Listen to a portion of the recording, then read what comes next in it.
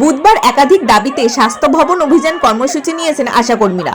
সকাল থেকেই রাজ্যের বিভিন্ন প্রান্তে আশাকর্মীদের আটক করার অভিযোগ উঠছে।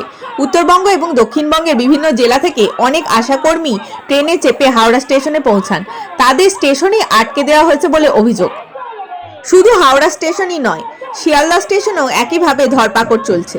তবে বেশ কিছুক্ষণ স্টেশনে আটকে রাখার পর তাদের বাইরে যাওয়ার অনুমতি দেয় পুলিশ। তারপরেই বিক্ষোভকারীরা রওনা দেন সল্টলেকের উদ্দেশ্যে।